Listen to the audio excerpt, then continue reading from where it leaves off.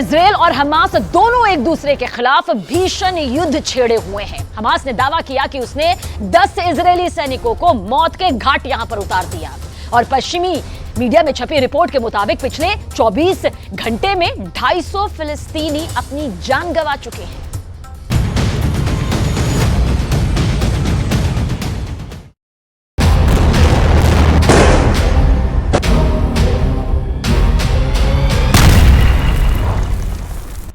Gaza में कौन जीत रहा है युद्ध, हमास या इजराइल?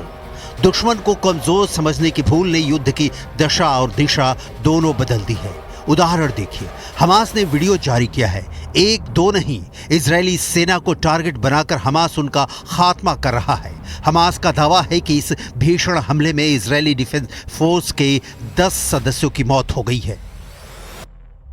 हमास के दावे में अगर रत्ती भर भी सच्चाई है तो इजराइल के लिए, प्रधानमंत्री बेन्यामिन नेतन्याहू के लिए ये एक बहुत बड़ा झटका है।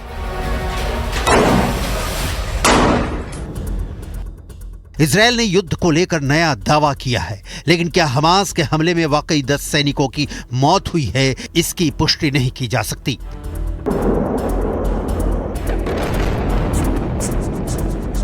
सवाल है कि मरता हमास आखिर जिंदा कैसे हो गया? इजराइल के खिलाफ हमास को कहां से मिलने लगी है मदद? इजराइल के खिलाफ हमास का क्या है नया प्लान? हमास का दावा है कि उसके अल कसाम ब्रिगेड ने इजरायली सैनिकों को निशाना बनाया है। अल कसाम ब्रिगेड गुरिल्ला युद्ध लड़ने में माहिर माना जाता है। आपको याद हो तो 7 अक्टूबर को इजराइल में घुसकर हमला खूंखार अल कसाम ब्रिगेड ने ही किया था।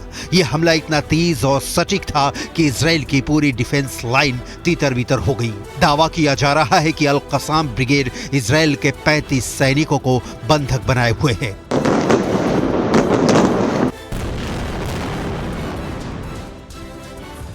अल कसाम ब्रिगेड हमास की सबसे खूंखार मिलिट्री यूनिट है। इस यूनिट में शामिल आतंकवादियों की तुलना आईसिस की क्रूरता से की जाती है। मोहम्मद दैफ, जिसे इजरायली सेना ने मारने का दावा किया है, ब्रिगेड का प्रमुख था। यह गाजा पट्टी के भीतर संचालित होने वाला सबसे बड़ा और सबसे ज्यादा हथियारबंद आतंकवादी समूह है। हमास के लड़ाकों की ताकत का अंदाजा आप इसी बात से लगा सकते हैं कि 7 अक्टूबर से अब तक, जब महीना ही नहीं साल बदलने जा रहा है, इजराइल से गाजा पर कब्जा अब भी दूर है। कब्जे के प्लान में देर की वजह इजराइल कुछ और बता रहा है, लेकिन हमास जिस तरह से दावे कर रहा है वो इजराइल को करारा जवाब दे रहा है, उससे कहानी कुछ और दिखती है। पुतिन जैसे यूक्रेन में फंस गए, क्या नेतन्याहू वैसे ही गाजा में फंस गए हैं? गाजा पट्टी सिर्फ 40 से 45 किलोमीटर लंबी और 6 से 10 किलोमीटर चौड़ी पट्टी है। यहाँ 23 लाख की आबादी रहती थी, इसलिए करीब 20 लाख लोग विस्थापित हो चुके हैं। आपकी स्क्रीन पर ऐसे ही विस्थापित लोगों का वीडियो है। इनकी जिंदगी युद्ध ने कैसे चूल्हे में झोंक दी है, सुनिए। واستشهد ابني وجيت شردنا بالقصف في الليل وجينا هان شردنا من خان يونس لا دير البلح لا هان المنطقة الشهداء الأقصى واحنا ما فيش مأوى زي الناس كل ما نروح منطقة بيسلخونا فيها। गाजा में तबाही और मौतों पर पूरी दुनिया इजराइल को सलाह दे चुकी है कि जरा सोच समझ कर, लेकिन इजराइल ने इसकी जगह हमले और बढ़ा दिए। हमास के पास जवाब देने के अलावा कोई चारा नहीं बचा है। मरते मरते हमास इजराइल पर टूट पड़ा है। हालांकि हमास के पास ऐसी कोई शक्ति नहीं दिखती कि वो इजराइल की सेना से सीधा मुकाबला कर सके, लेकिन अपने घर की चौहद्दी उन्हें ठीक से पता है। नतीजा है कि इजरायली सैनिकों को हमास निशाना बनाने में कामयाब हो पा रहा है। हमास ऐसी लड़ाई बहुत दिनों तक नहीं लड़ पाएगा, क्योंकि इजराइल इस वक्त जबरदस्त हमला कर रहा है। يا بتعيشني يا بتخلص عليا وخلص، ما بديش ما اشوفش مأساة ولادي وهو بيقول لي بدي خبزه وانا مش ملاقي اجيب له مصاري. خلص ما ضلش مصاري، اللي كنا محوشين نخلص. امبارح انا رحت شريت نايلون وخشب 500 شيكل وطول الليل وانا واولادي سقعانين فيش لا غطا لا جنبيه ولا حرام ولا حاجه، مقومات حياه ما فيش. विस्थापित लोगों का दर्द लाखों में है, लेकिन इजराइल के प्रधानमंत्री बेन्यामिन नेतन्याहू के पास अपनी जनता को जवाब देने के लिए कुछ भी नहीं है। युद्ध के बीते दिनों के बीच इजराइल को गाजा में अब तक कुछ भी ठोस हासिल नहीं हो सका है। उदाहरण देखिए, अब भी 120 बंधक हमास के कब्जे में है। दूसरा, गाजा सिटी ही नहीं, खान यूनिस जैसे शहरों पर भी इजराइल का कब्जा नहीं हो सका है। इस बीच इजराइल के 150 से ज्यादा सैनिक मारे जा चुके हैं। 150 के आंकड़े को कम नहीं समझिए, क्योंकि हमास के पास इन्हें मारने के लिए जो हथियार हैं वो बिल्कुल नाकाफी हैं।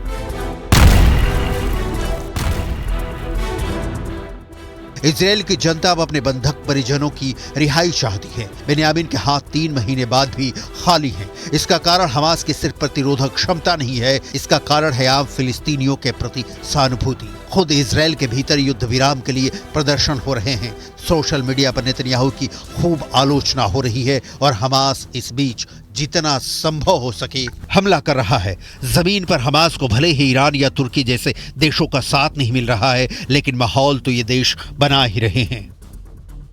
Bunlar bize Hitler'i de aratacak. Bu Netanyahu'nun yaptıklarının Hitler'den geri kalır yanı var mı? Yok. Şu an itibariyle Hitler bunun kadar zengin değildi. Bu Hitler'e göre daha zengin. Batı'dan alıyor destekleri. Amerika'dan her türlü destek geliyor. Ve bütün bu desteklerle 20 bini aşkın Gazze'liyi bunlar ne yaptılar? Gaza के स्वास्थ्य मंत्रालय के मुताबिक 7 अक्टूबर से चल रहे Israel युद्ध में अब तक 21,000 फिलिस्तीनी मारे गए हैं। 54,536 लोग घायल हुए हैं। समाचार एजेंसी शिन्हुआ ने मंत्रालय के हवाले से बताया कि पिछले 24 घंटों में इजरायली बलों की तरफ से पूरे इलाके में शुरू किए गए 25 हवाई और जमीनी हमलों में 250 फिलिस्तीनियों की मौत हो चुकी है। मौतों की तादाद अभी और बढ़ी निश्चित है। इजराइल की तरफ से ऐसा कोई संकेत नहीं दिखता कि वो युद्ध विराम का ऐलान करने के मूड में है। इजराइल ने जो नया ऐलान किया है उससे खतरा और बढ़ गया है। אנו נלחמים במספר מוקדים מרכזיים בעזה. אחד באזור הנקרא אל בורג', זה אזור במחנות המרכז, שם אנחנו ביום השלישי להתקפה הורגים מחבלים רבים ומחסלים תשתיות טרור. השני זה ח'אן יונס. ח'אן יונס בדרום הרצועה, מוקד טרור מרכזי של החמאס, שם אנחנו הרחבנו את הפעולה, הוספנו היום חטיבה נוספת למרחב הזה, ואנחנו ממשיכים לפעול שם בשימוש בשיטות לחימה חדשות מעל האדמה ומתחתיה. इजराइल की सरकार और वॉर कैबिनेट के मुताबिक गाजा में जंग हमास को पूरी तरह खत्म करने तक चलेगी और इसमें 2 साल लग सकते हैं। कैबिनेट ने इजरायली डिफेंस फोर्स यानी IDF को बता दिया है कि हमास के मिलिट्री पावर को पूरी तरह खत्म करना है, ताकि फ्यूचर में वो कभी भी 7 अक्टूबर जैसे हमलों को अंजाम न दे सके। ये दावा ब्रिटिश अखबार द सन की रिपोर्ट में किया गया है। रिपोर्ट में आगे कहा गया है कि इजराइल ने 7 टारगेट सेलेक्ट किए हैं।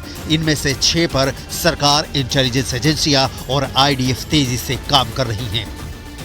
रिपोर्ट में कैबिनेट मीटिंग में हुई चर्चा के हवाले से कहा गया है कि IDF 2024 में मई-जून तक हमास के खात्मे से जुड़ा पहला फेज पूरा कर लेगी। इसके बावजूद इस आतंकी संगठन को पूरी तरह नेस्तोनाबूद करने में 2 साल लगेंगे।